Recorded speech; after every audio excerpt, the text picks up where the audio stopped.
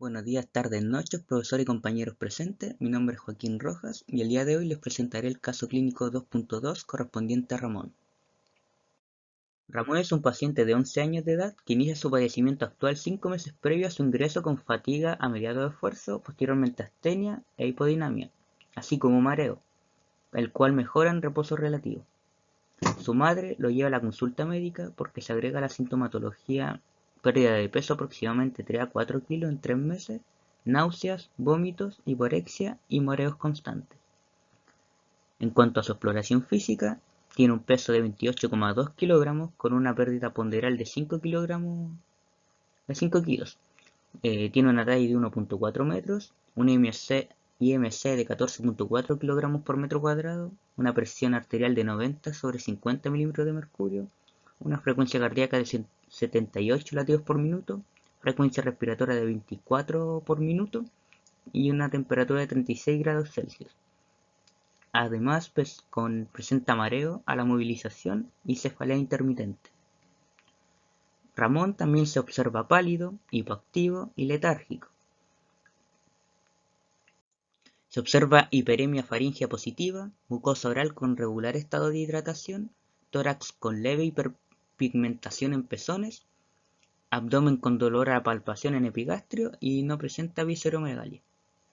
En cuanto a su exploración genital, tuvo un tano testicular y púbico grado 1, escroto con discreta hiperpigmentación, 3/5 de fuerza muscular tanto en extremidades superiores como inferiores, distal y proximal. En cuanto a sus exámenes de laboratorio, su hemograma de hemoglobina tuvo un resultado de 12,4 gramos de cilitro, lo cual está dentro de lo normal, hematocrito 35%, leucocitos 5000 por milímetro cúbico, lo cual también está todo dentro de lo normal, al igual que los segmentados con 48%, linfocitos, monocitos y eosinófilos. Y las plaquetas, por último, también dentro de todo rangos normales.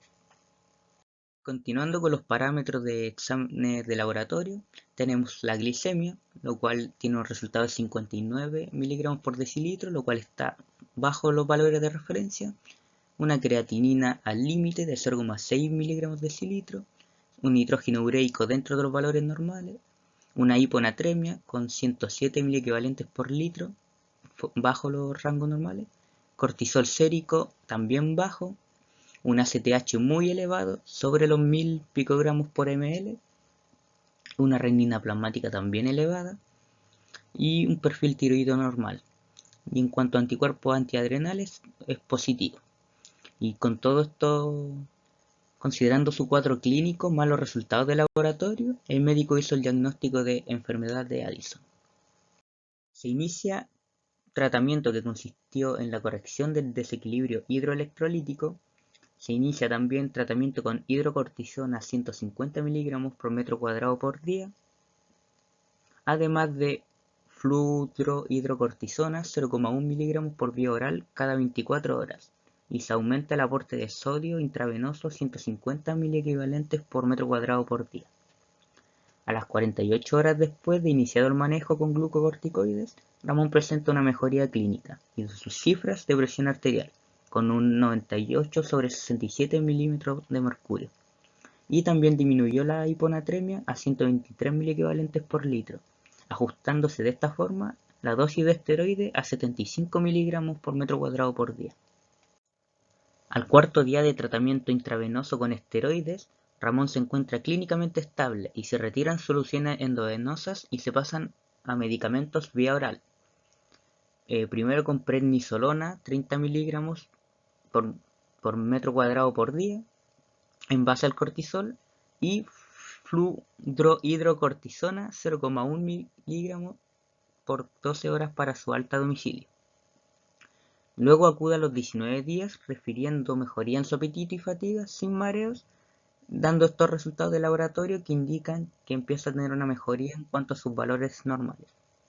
Hablando de la fisiología normal del eje alterado, bien sabemos que cuando hay una alteración de la homeostasis, debido a algún estímulo concreto, estrés físico, emocional, hipoglicemia, exposición al frío, dolor, etc., el cuerpo es capaz de detectarla e iniciar los procesos biológicos necesarios para restablecerla. En este caso, la liberación final de cortisol es parte de una cadena de sucesos que obedecen al llamado eje hipotálamo-hipófisis-adrenal o suprarrenal. El director de este eje es el hipotálamo, donde en condiciones normales neuronas de la porción parvocelular de los núcleos paraventriculares van a producir CRH u hormona liberadora de corticotropina, que actúa sobre los corticotropos de la hipófisis anterior induciendo la liberación de ACTH o adrenocorticotropina o estimulantes de la corteza suprarrenal.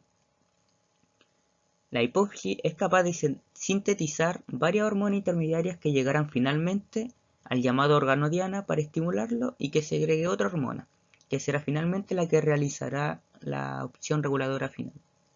En el caso de la glándula adrenal o suprarrenal y el cortisol, la hipófisis, después de recibir la orden liberadora del hipotálamo, a través del sistema porta hipoficiario, liberando CRH, la hipófisis va a segregar ACTH. Esta viajará por el sistema vascular hasta llegar a la glándula suprarrenal, donde su corteza es capaz de liberar glucocorticoides, entre los cuales está el cortisol, en la zona fasciculada, mineralcorticoides y andrógenos suprarrenales, como la testosterona, en la zona reticular. Este cortisol plasmático, que estará unido a proteínas, principalmente a CBG o globulina fijadora del cortisol, y un 5% a la albúmina, donde el resto estará circulando libre. Este cortisol va a ejercer un feedback negativo sobre el hipotálamo y la hipófisis para inhibir la síntesis de CRH y ACTH respectivamente. El cortisol induce una serie de cambios importantes, sobre todo a nivel metabólico. Entre sus acciones más destacadas está la colaboración en el mantenimiento de la glicemia. De esta forma, cuando ésta es baja, el cortisol se encarga de incrementar la gluconeogénesis con su efecto en el hígado, la protólisis muscular en el músculo esquelético y la lipólisis en el tejido adiposo, para lograr así la estabilidad glicémica. También es responsable de la disminución en la utilización de glucosa por los tejidos extrahepáticos. Aparte de funciones metabólicas, también tiene influencias a nivel del sistema nervioso central, en los cambios de ánimo y cognitivos, y a nivel del corazón con efectos inotrópicos y cronotrópicos positivos, es decir, aumento de contractibilidad y frecuencia cardíaca. En resumen, el cortisol ayuda a la obtención de energía durante el ejercicio a expensas de procesos catabólicos que reducen las reservas energéticas e incluso llegar a metabolizar proteínas musculares para poder sintetizar glucosa. El cortisol, como la mayoría de las hormonas del organismo, sigue un ritmo circadiano propio. Esto quiere decir que su liberación es pulsátil y actúa de tal manera que sus niveles son mayores en la mañana, a primera hora de la mañana sobre todo, y a lo largo de esta, debido a la necesidad de generar fuentes de energía, y después de largas horas de sueño para luego descender progresivamente y alcanzar sus niveles más bajos durante la noche. Continuando con el eje renina-angiotensina-aldosterona, este sistema ayuda a mantener la homeostasis por medio del control por retroalimentación negativa del volumen sanguíneo y la presión arterial. La privación de sal da lugar a un volumen sanguíneo y presión arterial bajos. Esto disminuye la presión arterial en la arteria renal y reduce la cantidad de sal y agua en el filtrado renal. El aparato yuxtaglomerular en los riñones detecta estos cambios y en respuesta secreta la enzima renina hacia la sangre. Esta enzima separa un polipéptido de 10 aminoácidos llamado angiotensina 1 de una proteína plasmática llamada angiotensinógeno. A medida que la angiotensina 1 pasa por los capilares de los pulmones, una enzima convertidora de angiotensina, la ECA, elimina 2 aminoácidos. Esto deja un polipéptido de 8 aminoácidos llamado angiotensina 2. Resumiendo, los estados de privación de sal baja los volúmenes de sangre y presión arterial y causa una producción aumentada de angiotensina 2 en la sangre. La angiotensina 2 ejerce muchos efectos que causan aumento de la presión arterial. Su efecto más directo es estimular la contracción de las capas del músculo liso de las arterias de pequeño calibre y las arteriolas. Por este medio, la angiotensina 2 es un potente vasoconstrictor que aumenta la resistencia periférica total y así la presión arterial. La angiotensina 2 también promueve un aumento del volumen sanguíneo, lo que incrementa la presión arterial al estimular el centro de sed en el hipotálamo y estimula la corteza suprarrenal para que secrete aldosterona. Cuando se estimula el centro de sed en el hipotálamo, se capta más agua hacia el intestino y después se lleva hacia la sangre.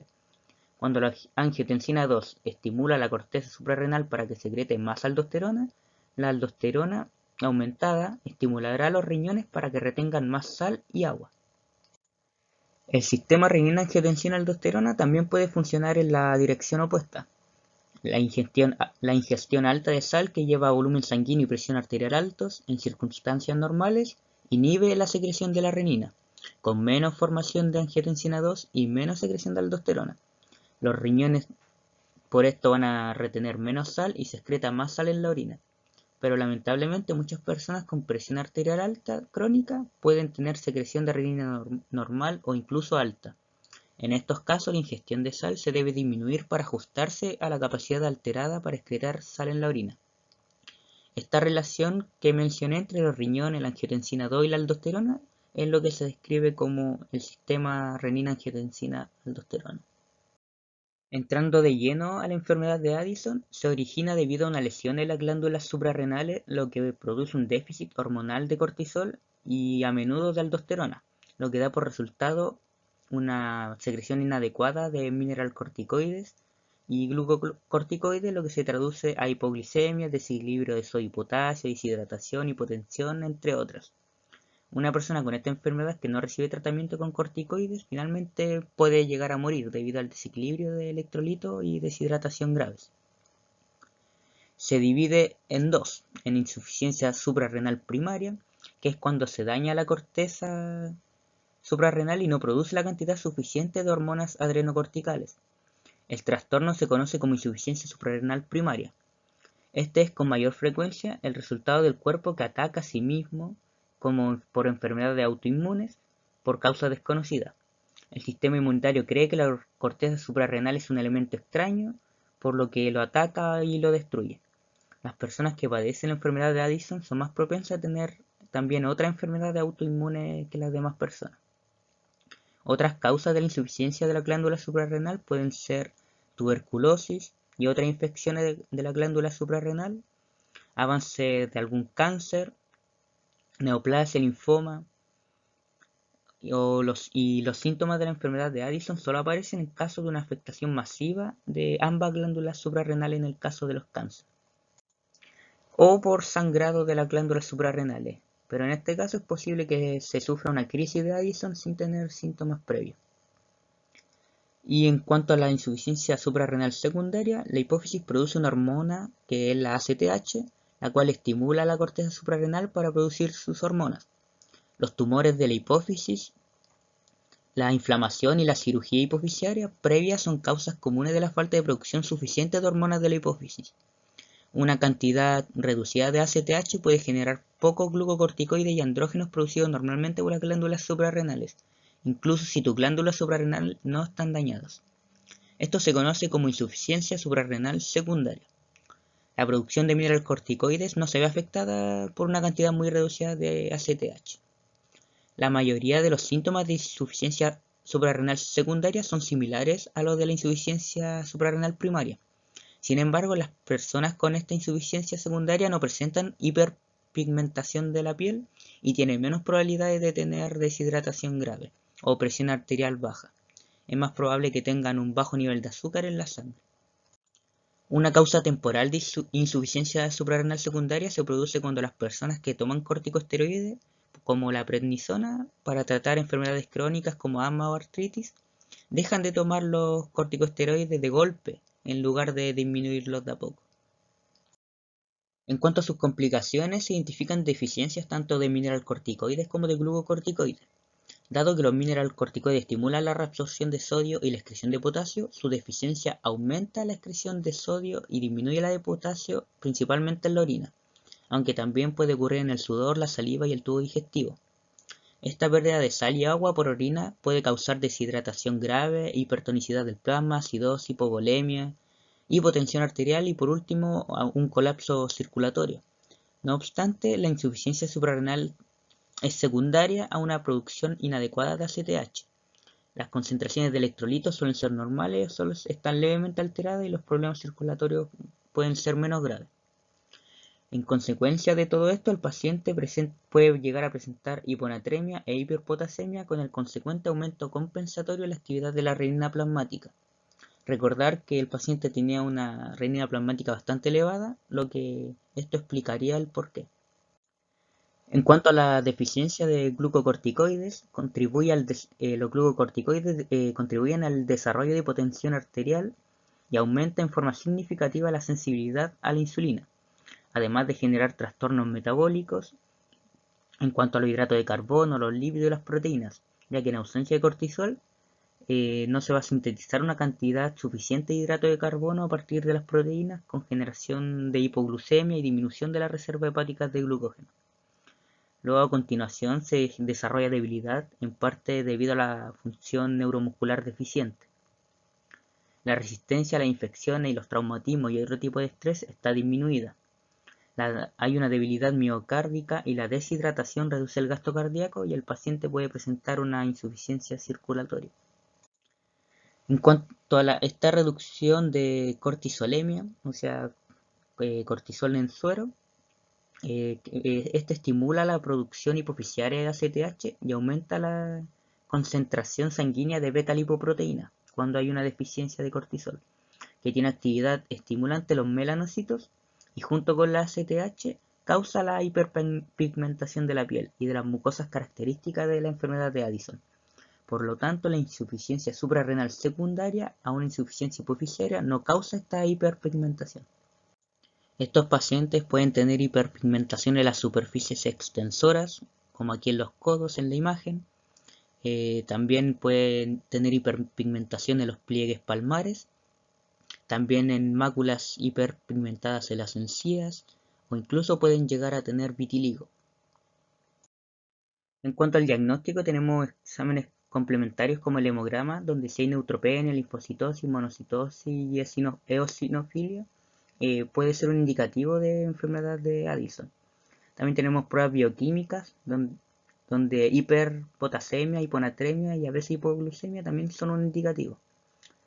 Hay pruebas hormonales, donde se realizan con el fin de comprobar el diagnóstico. Tenemos la estimulación con corticotropina sintética, y si no funciona, se utiliza determinar cortisol y ACTH en la mañana.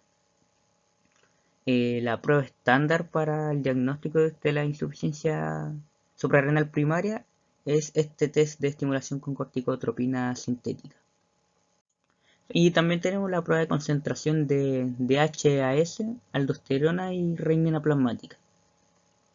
En cuanto a las pruebas inmunológicas, en la mayoría de los casos se detectan los anticuerpos específicos antiadrenales. Con el tiempo, el título sérico de los anticuerpos disminuye a consecuencia del decrecimiento de los autoantígenos. También tenemos electrocardiograma, que se pueden observar signos de hiperpotasemia, y las pruebas de imagen como radiografía, tomografía computarizada y ecografía abdominal, que pueden mostrar la presencia de algún tumor suprarrenal bilateral, metástasis, hemorragia suprarrenal o alguna calcificación en la glándula suprarrenal. Y el tratamiento es básicamente es un tratamiento de reemplazo, como el reemplazo de glucocorticoides, que consiste en restituir el ritmo diario de secreción de cortisol, es decir, las dosis más altas se van a administrar durante la mañana y debe tenerse en cuenta que el tiempo de acción de una dosis única es de 4 a 8 horas. También depende del peso, la altura y el aumento de las necesidades durante las situaciones de estrés. Evaluar una corrección de la dosis de hidrocortisona sobre la base de la actividad y la forma física del paciente, junto con los datos de natremia y hipotasemia. Administrar hidrocortisona, prednisona o metilprednisolona a dosis correspondientes a su producción diaria. Y en cuanto a la restitución de mineralocorticoides, administrar fludrocortisona a dosis de 0,25 a 0,2 miligramos por día por la mañana y no limitarse al consumo de sodio. Es necesario establecer la dosis individual para cada paciente. Los enfermos que viven en un clima cálido deben aumentar el consumo de sal debido a que hay una pérdida elevada de sodio por el sudor. Y disminuir la dosis o considerar retirar el fármaco en caso de hipertensión arterial y edema, especialmente en pacientes ancianos. Recordar que la hidrocortisona también presenta actividad mineralocorticoide, aunque menos pronunciada. Y aquí les presento mi bibliografía. Muchas gracias.